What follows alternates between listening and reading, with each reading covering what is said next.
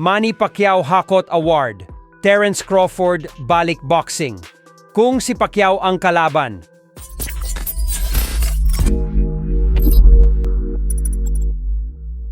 So sa naganap na WBC Annual Awards, kung saan isa ang ating pambansang kamao Manny Pacquiao sa mga boksingerong nakakakuha ng award. So para nga po sa mga hindi nakakaalam, ay nakuha ni Pacquiao ang WBN Comeback Fighter of the Year. At naglabas na din ng World Boxing Council ng kanilang WBC Annual Awards. At dito nga po ay si Pacquiao din ang kanilang napiling panalo para sa 2025 WBC Comeback of the Year.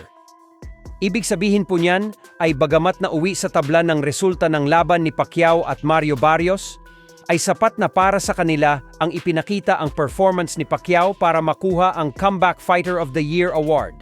Ang mas impresibo ito kaysa sa dalawang laban ng current WBO World Heavyweight Champion Devin Haney, kung saan nagawa niyang talunin si Jose Ramirez at Brian Norman Jr. makalipas ang isang taon na hindi paglaban.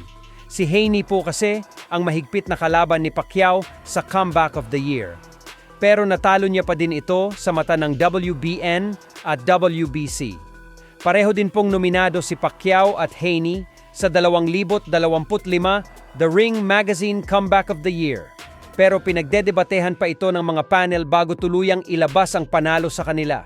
Samantala, so alam nga po nating lahat na tuluyan ang nagretiro sa sport ng boxing ang 5 division champion na si Terence Crawford matapos niyang talunin ang Mexican superstar Canelo Alvarez, kung saan sinabi nito na wala na daw kasi siyang kailangan pang patunayan sa sport ng boxing dahil nagawa niya na umano ang lahat.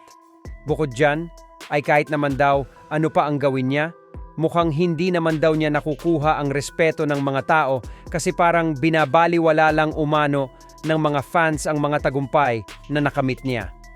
Kaya wala na umanong sa isay pa para lumaban ulit siya.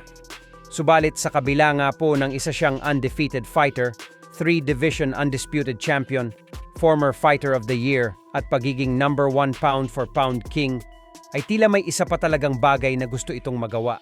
At yan nga po ay walang iba kundi ang makalaban at talunin ang ating pambansang kamauman ni Pacquiao.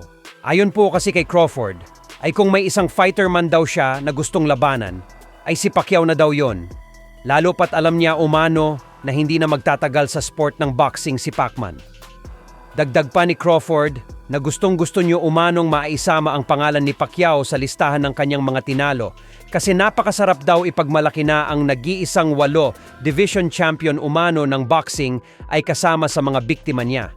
Paliwanag ni Crawford na sa lahat daw kasi ng boksingero ngayon ay aminado umano siya na si Pacquiao lang ang lamang sa kanya pagdating sa mga achievements at listahan ng malalakas na fighters na tinalo. Kaya sa pamamagitan umano ng pagtalo niya kay Pacquiao, ay mahihigitan niya na ito sa aspetong sobrang daming Hall of Fame legends ang natalo ni Pacman. Kaya lubos daw ang kanyang pangihinayang nang matalo ni Yordenis Ugas si Pacquiao. Kasi sana daw ay sa kanya na lang napunta yung pagkakataon na nakuha ni Ugas. Lalo pat alam niya umano, noong taong 2014 pa lang ay kaya niya nang talunin si Pacquiao, sadyang ginawa lang daw nito ang lahat para makaiwas sa kanya nang dahil sa sobrang takot.